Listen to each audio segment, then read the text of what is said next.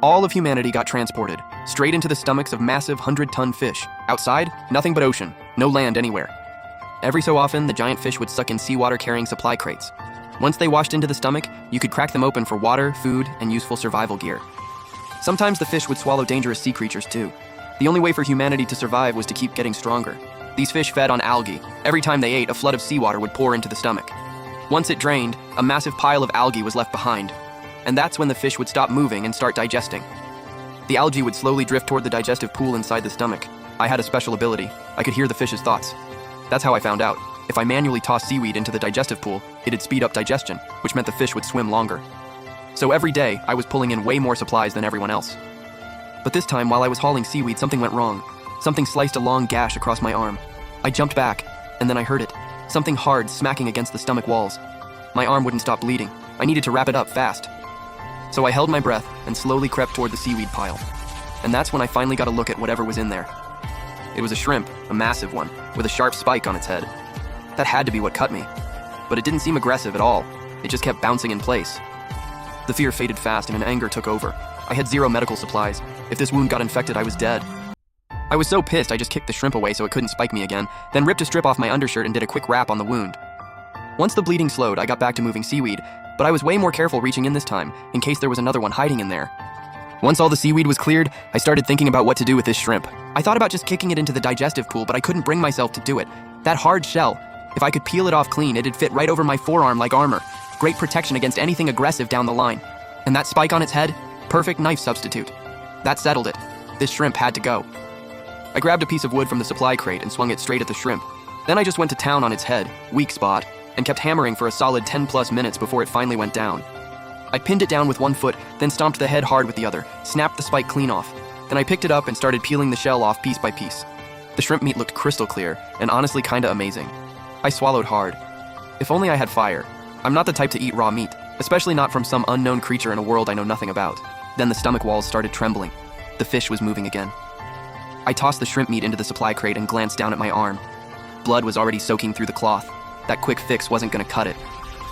I pulled up the World Trade Channel in the system menu to see if I could score some proper medical supplies. But almost everyone was trying to trade for food, which stressed me out. After a while, I finally spotted a listing. Medical bandages, 1 for 3 loaves of bread. Medical supplies are lifesavers. First come, first served. I frowned and muttered, 3 loaves? That's highway robbery. But my arm was bleeding through and I couldn't wait anymore. Problem was, I only had 2 loaves, not enough. So I tapped on the trader's profile and decided to negotiate. Hey man, 3 loaves is way too much. How about 1?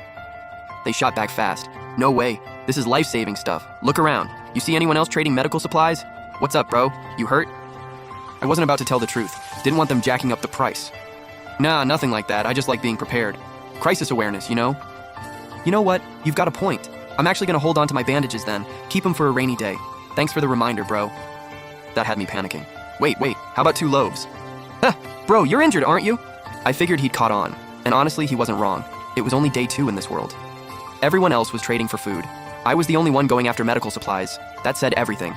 2 loaves and a bottle of water. That's literally all the food I have left. Take it or leave it. I sent that with conviction, and I meant it. If this trade went through, I'd be down to just 2 bottles of water. If none of today's 3 supply crates dropped any food, I'd literally be surviving on water alone. They replied, bro, don't be like that. I'm not gonna rip you off. Tell you what, 1 loaf and 1 bottle of water and we've got a deal. I lit up when I read that, but it felt almost too good to be true. Did I actually run into a decent person out here? Then the trade request came through. Sure enough, 1 loaf and 1 water. I hit accept without hesitating. The bread and water in my crate flashed blue and vanished, replaced by a roll of medical bandages. I grabbed them immediately, unwrapped the makeshift bandage, gritted my teeth, and rinsed the wound with half a bottle of water, then wrapped it up properly.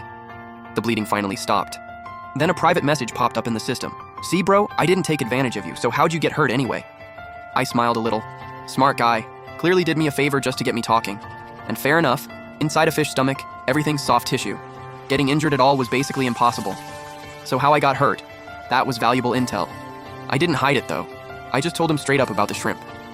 Not long after the conversation ended, I heard seawater rushing from the direction of the esophagus. I quickly moved the algae growth tray next to the esophageal membrane, least water impact there, then stacked all the supply crates on top of it.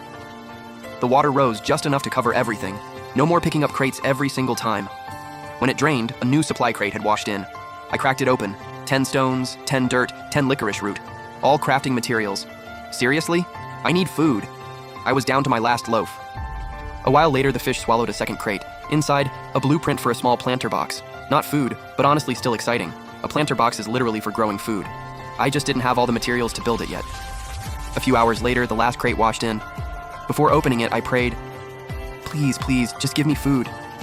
Ding. 1 apple, 1 banana. Okay, fine, it was food. Not as filling as bread, but it'd keep me going for another couple days. Then the fish's voice echoed in my head. Ugh, tired, going to sleep. So I settled in and rested too. When the fish started moving again, I woke up with it. Now it was just a waiting game until the fish fed again. While I waited, I opened up the world chat to check on the other survivors. Guys, I'm out of food. All I've got is 1 watermelon seed. Can anyone help me out? Just 1 loaf of bread. What are you gonna do with a watermelon seed? Nobody even knows how to grow stuff yet. And you want a whole loaf of bread for it? Dude, enough. You've been spamming this since yesterday. We each only get 1 crate a day, and whether you get food is pure luck. Most people are running low themselves. Nobody's trading for a useless watermelon seed. I read that and thought for a second. Watermelon seeds could definitely be planted in a planter box. So I tapped on the guy's profile and sent him a message. He replied quickly. Bro, you trying to trade for the watermelon seed? Yeah, but not with bread. I've got raw shrimp meat. Works for me as long as it's edible. But bro, where'd you even get shrimp from? He was clearly caught off guard. I gave him the quick version of how I got it. I don't do raw meat, and it'll go bad in a few days anyway. So I figured I'd swap it for the seed. Bro, thank you so much. The seed traded over instantly. Holy R, this shrimp is massive. Bro, I'm Zhang Hai Tao. Anything you need, just say the word, I got you. I said something polite back and closed the system menu. A while later, the fish started feeding and I got ready to haul seaweed. After yesterday's close call, I strapped the shrimp shell onto my forearm as makeshift armor, and before each grab, I'd carefully sweep through the seaweed first. Good thing too, I ran into 3 shrimp this time, even more than yesterday. But with that sharp spike in hand, taking them out was easy. Not long after today's first sup,